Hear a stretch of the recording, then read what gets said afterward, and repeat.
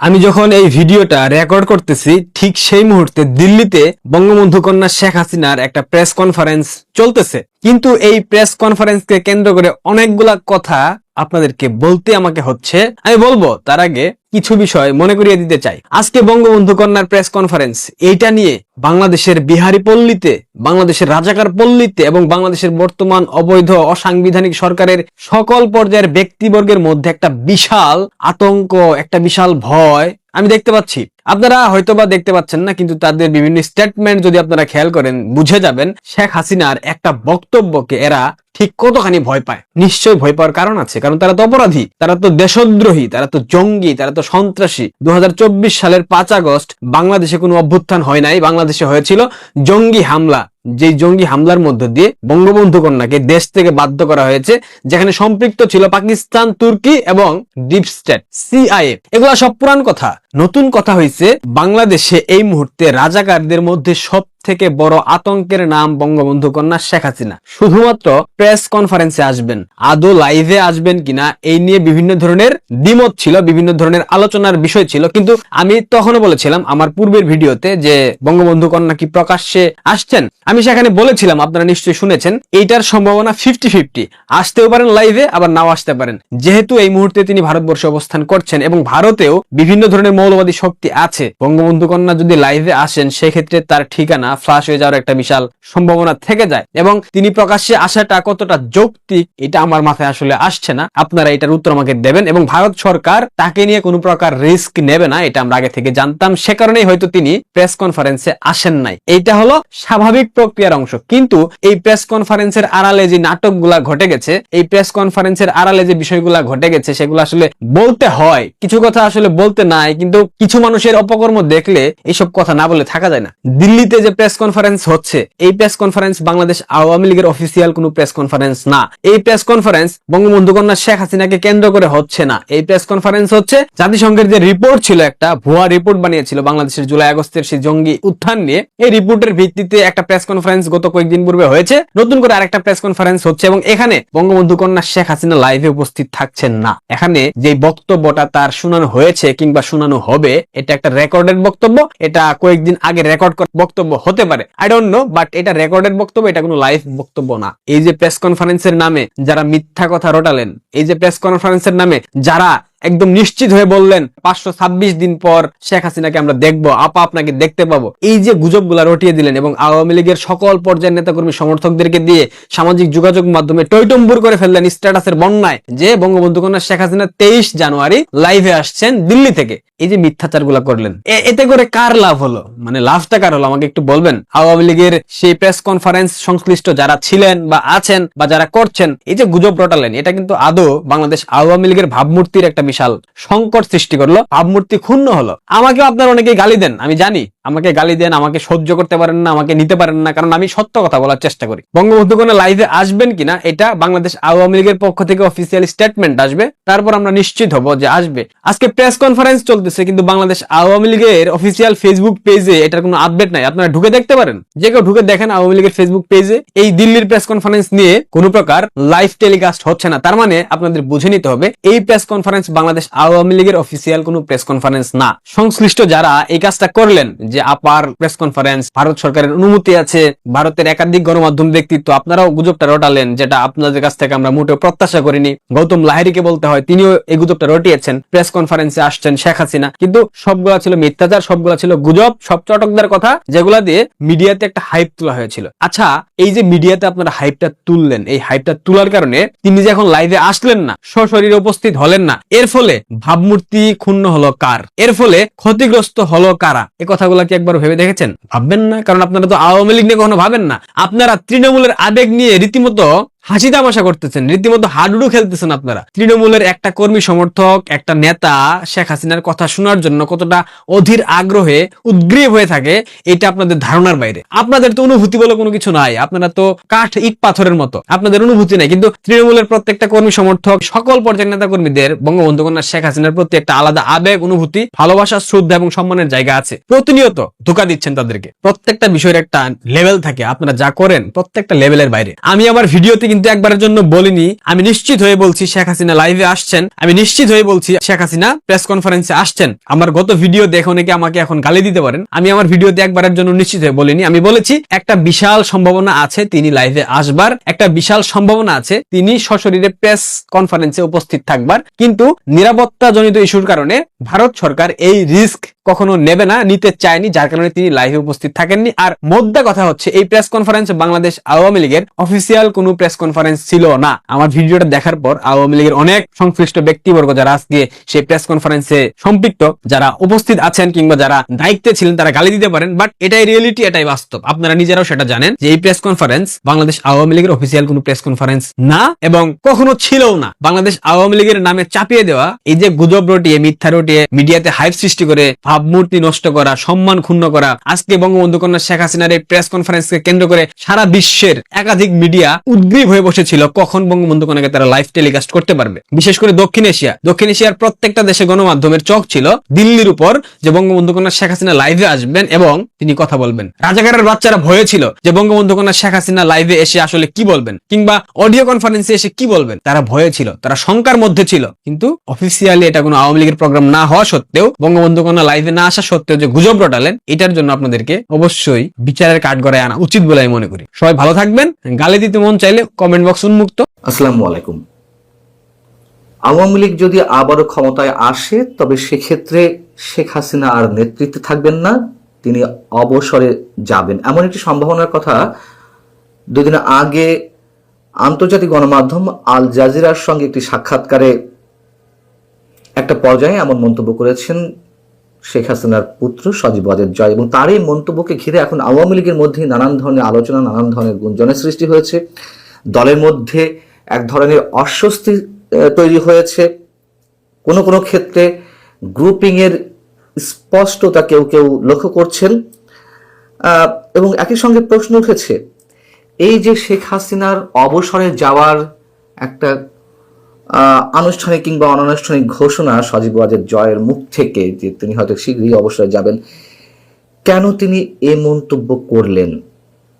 বিষয়টি কি নিয়ে দলের মধ্যে কোনো আলোচনা হয়েছে, নাকি পারিবারিকভাবেই শেখ হাসিনা এমন সিদ্ধান্তের কথা তার সন্তানকে জানিয়ে দিয়েছেন, অথবা সজীব ওয়াজেদ জয় নিজ থেকেই এই মন্তব্য করেছেন? এমন নানা প্রশ্ন উঠতে শুরু করেছে। এবং এটুকু বলে রাখি যে এটা তো সত্য, এই ভারত সাবকন্টিনেন্টে যে রাষ্ট্রগুলো রয়েছে অধিকাংশ রাজনৈতিক দল পরিবার নির্ভর। আমরা যদি বাংলাদেশের কথাই ধরি, বিএনপির কথাই যদি ধরি, খালেদা জিয়ার বয়স হয়েছিল 80 বছর, তিনি দীর্ঘদিন মারাত্মক অসুস্থ অবস্থায় ছিলেন, তারপরও তার নামেই দল চলছিল, যদিও দলের সব ধরনের কর্মকাণ্ড সেই লন্ডন থেকে পরিচালনা করছিলেন তার সন্তান তারেক রহমান। তাহলে শেখ হাসিনা কেন এত দ্রুত দল থেকে সরে যেতে চান, অবসরে যেতে চান? যদিও তিনিও হয়তো কথা কখনো কখনো বলেছেন যে আপনারা চাইলে আমি দল থেকে সরে দাঁড়াবো। যাই হোক, জয় কি বলেছিলেন আল জাজিরাকে একটু মনে করিয়ে দেই। আল জাজিরার সাংবাদিক শ্রীনিবাসন জৈনর প্রশ্ন ছিল, আপনার মা রাজনীতি থেকে অবসর নেয়ার কথা ভাবছেন, এখন যদি তিনি কখনো বাংলাদেশে ফিরে যান তিনি কি আর রাজনীতিতে থাকবেন না? সজীব ওয়াজেদ জয় বলছিলেন, না, তার বয়স 78 বছর, এমনিতেই এটা তার শেষ মেয়াদ হতো যদি ক্ষমতা থাকতো আর কি, তিনি অবসর নিতে চাচ্ছেন। সজীব ওয়াজেদ জয়ের এমন মন্তব্যের পর আল জাজিরার পক্ষ থেকে সাংবাদিক শ্রী নিবাসন জৈন পাল্টা প্রশ্ন করেন, তাহলে এটাকে কি হাসিনা যুগের সমাপ্তি বলা যায়? সজীব ওয়াজেদ জয় উত্তরে বললেন, সম্ভবত তাই। এবং তার এই মন্তব্যকে কেন্দ্র করে অনেকেই মোটামুটি এটি খুঁজে নেওয়ার চেষ্টা করছেন, সজীব ওয়াজেদ জয় সম্ভবত আওয়ামী লীগের নেতৃত্বে আসছেন, এবং সেটি নিয়েই দলের মধ্যে নানান ধরনের প্রতিক্রিয়া। আমরা একটু পেছনে ফিরে তাকাই, জয় কি বলেছিলেন আর শেখ হাসিনা কি বলেছিলেন এর আগে। গত অক্টোবরে 2025-এর 29 অক্টোবর আন্তর্জাতিক বার্তা সংস্থা রয়টার্সকে দিয়ে একটা সাক্ষাৎকারে শেখ হাসিনা বলছিলেন রাজনৈতিক অস্থিরতা সত্ত্বেও আওয়ামী লীগ দেশের ভবিষ্যৎ ভূমিকা পালনে ফিরে আসবে, সেটা সরকারে হোক আর বিরোধী দলে হোক, এবং তার পরিবারের নেতৃত্ব দেওয়ার প্রয়োজন নেই। এটা আসলে আমার বা আমার পরিবারের ব্যাপার না। বাংলাদেশের জন্য আমরা সবাই যা চাই, সেখানে সাংবিধানিক শাসন, রাজনৈতিক স্থিতিশীলতা ফিরতে হবে। কোনো ব্যক্তি বা পরিবার আমাদের দেশের ভবিষ্যৎ নির্ধারণ করতে পারে না। এবং আওয়ামী লীগের ক্ষমতাচ্যুতির পর এটাই ছিল শেখ হাসিনার প্রথম কোনো গণমাধ্যমকে দেওয়া সাক্ষাৎকার। সজীব ওয়াজেদ জয় তারও আগে কি বলছিলেন, আওয়ামী লীগের ক্ষমতাচ্যুতির পরপরই সেই আন্তর্জাতিক বার্তা সংস্থা রয়টার্সকে দেওয়া একটা সাক্ষাৎকারেই তিনি বলছিলেন তার নেতৃত্ব আসার ব্যাপারে। তিনি বলছিলেন যে দল চাইলে তিনি নেতৃত্ব দেওয়ার বিষয়টি বিবেচনা করতে পারেন। প্রশ্ন হচ্ছে, প্রায় 1.5 বছর পর এসে শেখ হাসিনা যখন বলছিলেন যে দলের কারোর দলের নেতৃত্বের ক্ষেত্রে তার পরিবারের কাউকে আসতেই হবে এমন কোনো কথা নেই, তাহলে সজীব ওয়াজেদ জয় আগে এবং পরে তার নিজের সম্পর্কে বা শেখ হাসিনা সম্পর্কে তিনি কেন এ ধরনের মন্তব্য করছিলেন, সেটি নিয়েই এখন আওয়ামী লীগের মধ্যে দুটি ধারা মোটামুটি স্পষ্ট হয়ে উঠেছে। যেমন আওয়ামী লীগের সাবেক সাংগঠনিক সম্পাদক এবং সাবেক শিক্ষামন্ত্রী মহিবুল হাসান চৌধুরী নওফেল ভারতের একটি অনলাইন গণমাধ্যমকে দেওয়া সাক্ষাৎকারে বলছেন, সজীব ওয়াজেদ জয়ের বক্তব্যকে তার কনটেক্সট অনুযায়ী দেখতে হবে এবং এটিকে কোনোভাবেই দলীয় সিদ্ধান্ত হিসেবে ব্যাখ্যা করা যায় না। শেখ হাসিনার অবসর কোনো দলীয় সিদ্ধান্ত নয়। আওয়ামী লীগ রাজনৈতিক কাঠামো, নেতৃত্ব ও ভবিষ্যৎ পরিকল্পনার কেন্দ্রে শেখ হাসিনাই রয়েছেন এবং তাকেই রাজনৈতিক, সাংগঠনিক ও রাষ্ট্রীয় নেতৃত্বের প্রধান শক্তি হিসেবে বিবেচনা করছে দলটি। তিনি বলছেন, রাজনৈতিক ব্র্যান্ডিং যদি হয় শেখ হাসিনার আওয়ামী লীগ, তাহলে সেটি একটি বড় রাজনৈতিক সম্পদ। শেখ হাসিনাকে বাদ দিয়ে আওয়ামী লীগের রাজনীতি কল্পনা করা যায় না। এবং সজীব ওয়াজেদ জয়ের নেতৃত্বে আসার বিষয়ের যে গুঞ্জন, সেটিতেও তিনি কিন্তু কোনো প্রকার উচ্ছ্বাস প্রকাশ করছেন না। তিনি বলছেন কি, শেখ হাসিনার পরবর্তীতে তার পুত্র সজীব ওয়াজেদ জয়ের নেতৃত্বে আসার সম্ভাবনা রয়েছে কিনা এমন প্রশ্ন ছিল। তিনি বলছেন, যদি কখনো দলের প্রধানের পদ নিয়ে উদ্বেগ তৈরি হয়, তাহলে বঙ্গবন্ধু পরিবারের কেউ নেতৃত্বে আসুক, এই বিষয়ে দলের ভিতরে ঐকমত্য রয়েছে। কিন্তু স্পেসিফিক্যালি সজীব ওয়াজেদ জয়ের বিষয়ে তিনি কোনো মন্তব্য করতে চাননি, এড়িয়ে গেছেন। আওয়ামী লীগের বর্তমান সাংগঠনিক সম্পাদকদের একজন এস এম কামাল হোসেন, তিনি আবার কারোর সঙ্গে সাক্ষাৎকারে যে মন্তব্য করছেন তা মোটামুটি জয়ের পক্ষে। যেমন তিনি বলছেন, মুজিব থেকে সজীব বলে দলের তৃণমূল স্তরের নেতাকর্মীরা যে প্রচার শুরু করেছেন, তাতেই স্পষ্ট সজীব ওয়াজেদ জয় নেতা হিসেবে তাদের হৃদয় জয় করতে পেরেছেন। দলে শেখ হাসিনা হলেন আস্থার ঠিকানা। বঙ্গবন্ধু পরবর্তী সময়ে অনেক জনপ্রিয় নেতা আওয়ামী লীগের শীর্ষ পদে বসেছেন, কিন্তু তারা দলকে অটুট রাখতে পারেননি। এবং তার বক্তব্য অনুযায়ী যে শেখ হাসিনা যেদিন সভাপতির পদ ছেড়ে দেবেন, সেদিন কে ওই পদে বসবেন তা আগে তিনিই ঠিক করে দেবেন। এখন এস এম কামাল হোসেন পরেও যদিও পরে বলছেন, শেখ হাসিনাকে ঘিরেই দলের সবকিছু নিয়ন্ত্রিত, আওয়ামী লীগ মানেই শেখ হাসিনা। এখন প্রশ্ন হচ্ছে, সজীব ওয়াজেদ জয় বা সাইমা ওয়াজেদ পুতুল কিংবা আওয়ামী লীগের অন্যান্য নেতা সম্পর্কে গত 18 মাস ধরে অনেক ধরনের গুঞ্জন শোনা যাচ্ছে যে আওয়ামী লীগের পরবর্তী নেতৃত্বে কে আসছেন। কেউ কেউ বলছেন সাইমা ওয়াজেদ পুতুলই শেষমেশ আওয়ামী লীগের হাল ধরবেন, কেউ বলছেন সজীব ওয়াজেদ জয় হয়তো আসতে পারেন। আবার রিফাইন্ড আওয়ামী লীগ বলতে যেই নানান ধরনের কথাবার্তা হচ্ছিল, সেই আওয়ামী লীগে সাবের হোসেন চৌধুরী কিংবা সেলিনা হায়াত আইভি অথবা সাবেক রাষ্ট্রপতি অ্যাডভোকেট আব্দুল হামিদ, তাদের নেতৃত্বে আসার কথা রয়েছে বা আসছে, এমন গুঞ্জনও আমরা নানানভাবে শুনছি। তবে এ কথা সত্য, যেটুকু চরম বাস্তবতা, আওয়ামী লীগের এই যে দুঃসময়, আওয়ামী লীগ সরকারের পতনের পর আওয়ামী লীগের নেতৃস্থানীয় জায়গায় ছিলেন আওয়ামী পরিবারের অন্যান্য সদস্যরা, মানে জয়, পুতুল এবং শেখ হাসিনা ছাড়া তাদেরকে